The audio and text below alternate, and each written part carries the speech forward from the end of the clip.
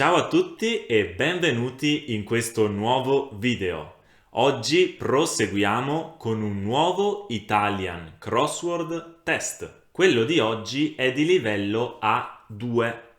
Si tratta sempre di un cruciverba con 12 definizioni da inserire. Leggeremo insieme la definizione, poi vi lascerò qualche secondo per pensare, dandovi anche un aiuto a metà del tempo. Ecco il cruciverba di oggi. Chi è abbonato al mio Patreon lo trova nella rivista Ital assieme a molti altri esercizi, letture, spiegazioni. Se siete interessati trovate il link in descrizione. Partiamo con la numero 1. Si tratta di una frase da completare. Mentre io la televisione, il mio cane dormiva sul tappeto. Chiaramente qui manca il verbo e si tratta di una parola di 8 lettere. Via con il tempo. Ecco l'iniziale della parola.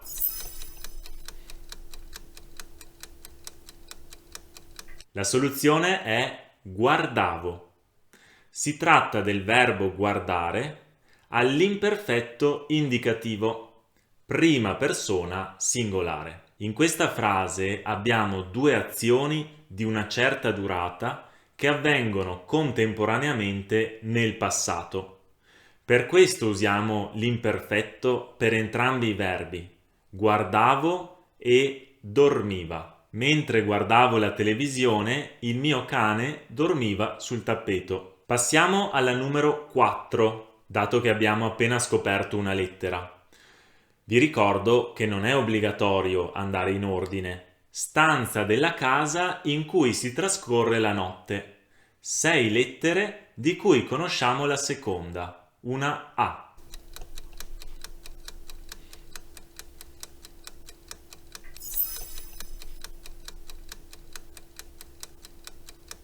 La risposta è camera. La camera da letto, o semplicemente camera, è la stanza della casa in cui si dorme. Con il termine camera si potrebbe indicare qualsiasi stanza della casa, però solitamente questo termine viene utilizzato in senso stretto per indicare la camera da letto. Numero 3. Femminile di pittore. Abbiamo 8 lettere e sappiamo che la quinta è una R. Via con il tempo.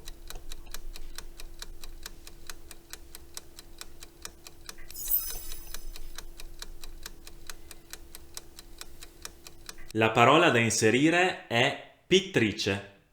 Qui ci confrontiamo con le regole italiane di trasformazione dei nomi maschili in femminili. Ricordatevi che i nomi maschili italiani che terminano in tore, al femminile termineranno in trice.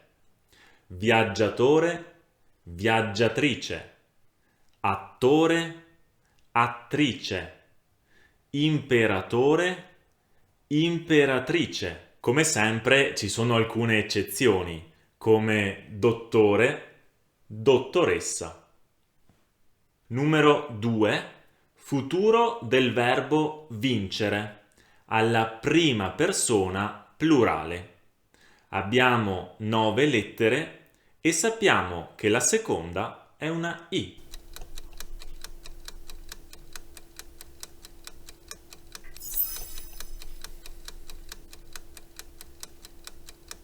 La parola è vinceremo.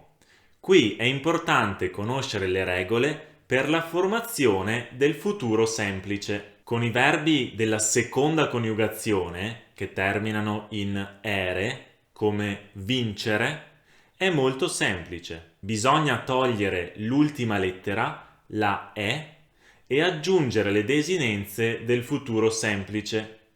Io vincerò, tu vincerai, lui, lei vincerà, noi vinceremo. Facciamo la numero 5, che è una frase da completare.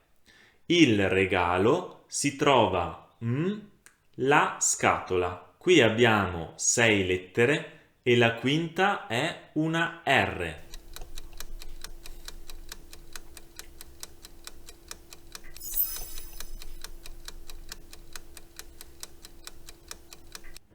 La parola da inserire è dentro.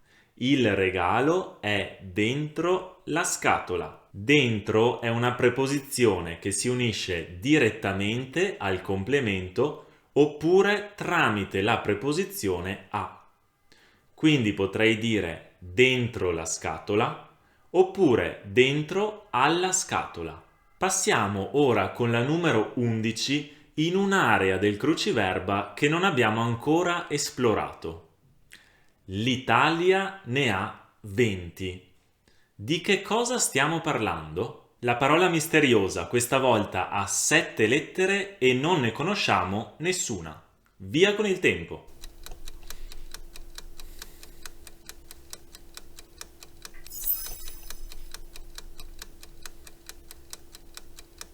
Stiamo parlando delle regioni.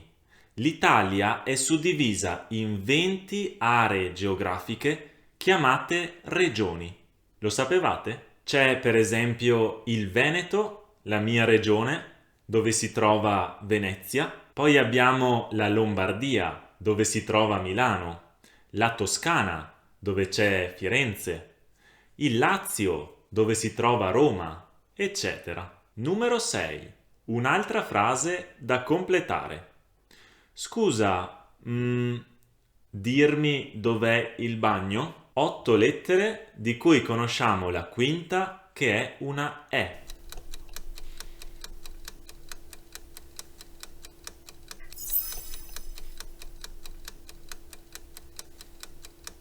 La parola magica è potresti. Trattandosi di una richiesta cortese nel presente, dobbiamo utilizzare il modo condizionale del verbo potere. Io potrei, tu potresti, lui potrebbe, eccetera. Se qualcuno di voi aveva pensato al verbo sapere, sapresti dirmi dov'è? Anche quello avrebbe potuto essere corretto, però solo prima di scoprire che la parola inizia con la lettera P. Numero 9. Femminile di re. Il femminile di una parolina così corta ha ben 6 lettere, di cui sappiamo che la quarta è una I. Di che parola si tratta?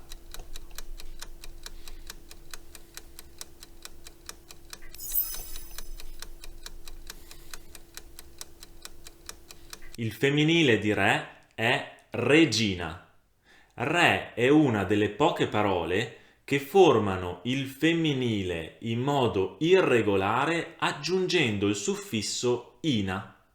Altre parole sono gallo, gallina, eroe, eroina. Passiamo ora ad una domanda culinaria, la numero 10. Dolci siciliani dalla forma allungata. Chi di voi è esperto di cucina italiana ed è anche un amante della Sicilia indovinerà subito. Abbiamo 7 lettere e la terza è una N.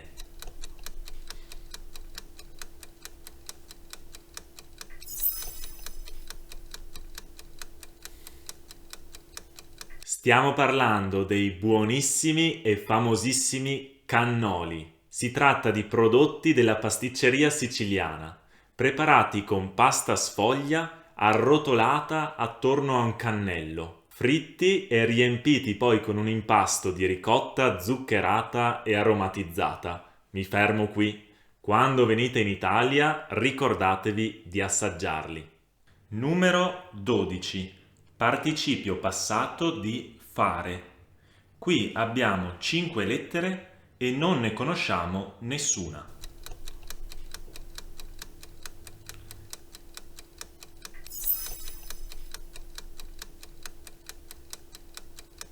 Il participio passato di fare è fatto.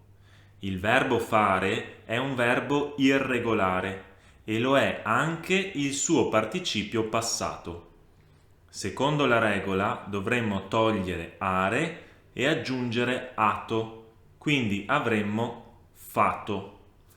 L'irregolarità è quindi data dall'aggiunta di una seconda T. Fatto.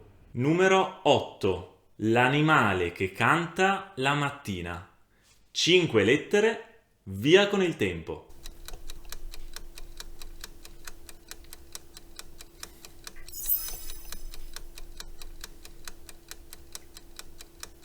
Questo animale è chiaramente il gallo.